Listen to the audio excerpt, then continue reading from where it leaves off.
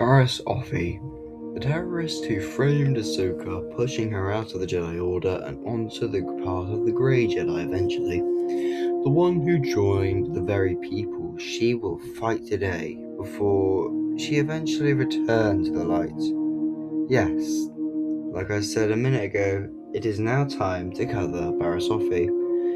Before anyone asks, yes, she technically was an Inquisitor for those who have watched Tales of the Empire, but because her time in the program lasted barely a few moments, if not just a few hours, from what we saw in the show, she does not count as a long-term member of the Inquisitorius, and under my selection rules, a character is valid if they survived Order 66 and are powerful enough to defeat multiple Inquisitors. And Barriss fits that perfectly, as she did return to the light, like I said. Anyway though, sorry for that little rant, but now we can actually get into it.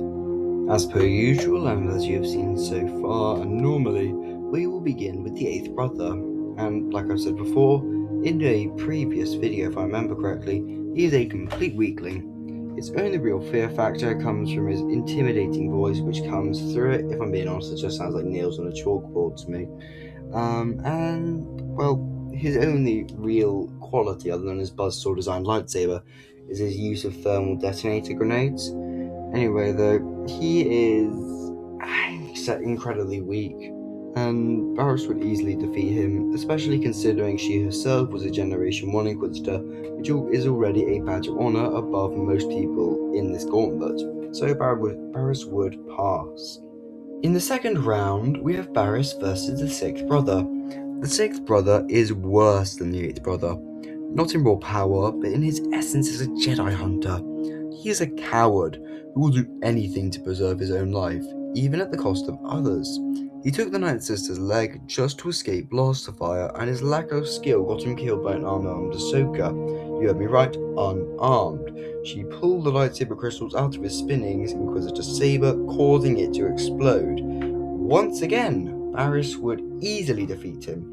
As I said, she's a Generation 1 Inquisitor, so even without her backstory, as a Gen 1, she would definitely defeat them.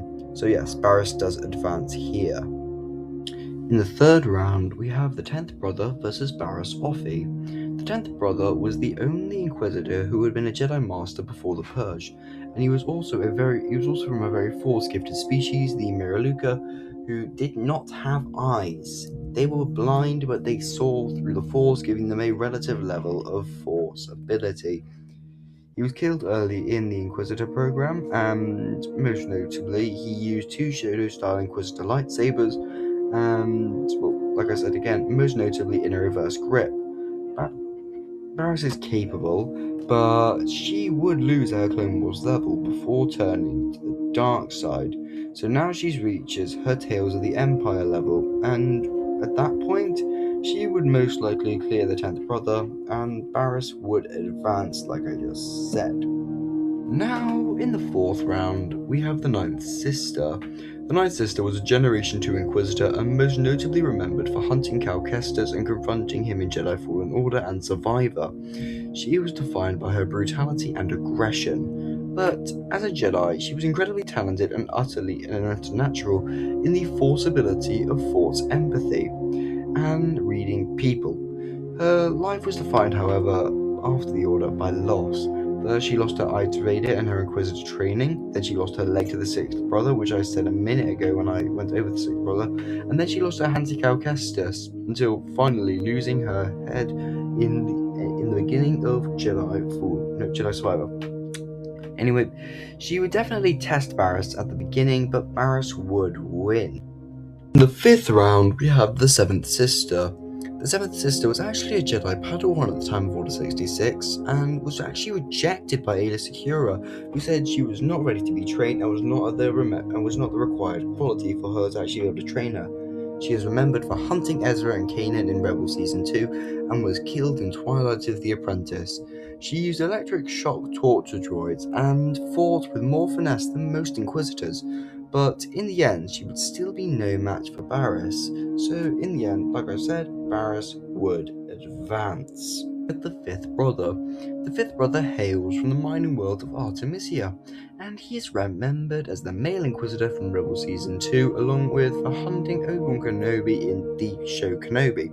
He was defined by his aggression and overwhelming physical strength, but his lightsaber combat, although powerful, was sloppy, whereas Barriss fights with finesse and precision. Barriss would win by the blade, easily dismantling him. We have a fight that has already happened, this being Barriss versus the Fourth Sister. The Fourth Sister was not the strongest at Fortress Inquisitorius, but people do forget the context of their two encounters in Tales of the Empire. The first time, Barriss had the element of surprise, taking out the Fourth Sister as she thought, kicking her off a mountain if I remember correctly, when she was about to kill the Jedi survivor.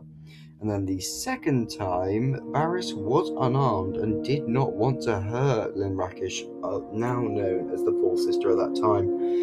It's confusing, those sort of names. And so, it's complicated how this fight could go, because there is not really that much information on how the Fourth Sister would fight. But from what we do know, I believe Barriss would win narrowly, and I mean very narrowly, at her own Inquisitor level. Now we reach the point where all others so far have fallen. The Crow. The Crow was the greatest duelist out of the Generation 1 Inquisitors, and if you don't believe me, here are the facts.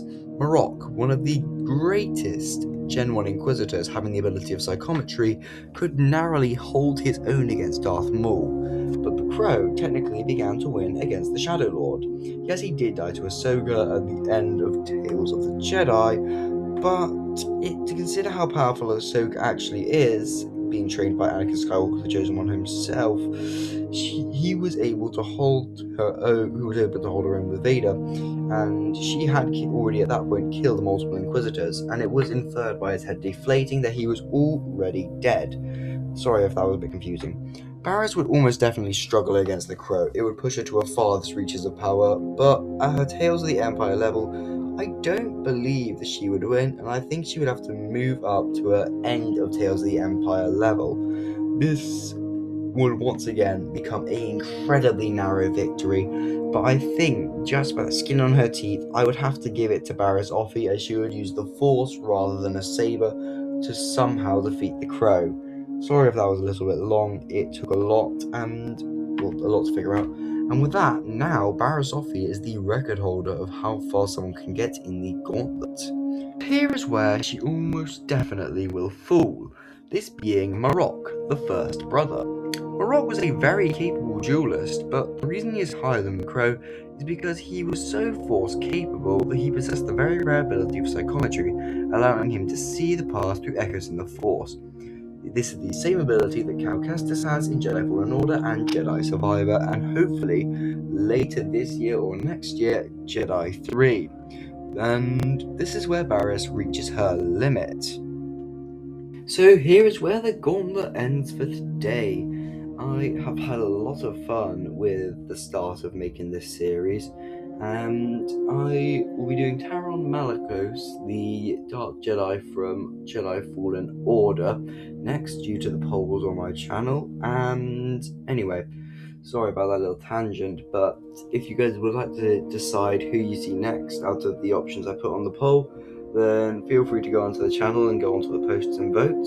I won't ask you to, it's just if you want to. Anyway though, have a great day. I will have more videos coming out this summer, and may the Force be with you.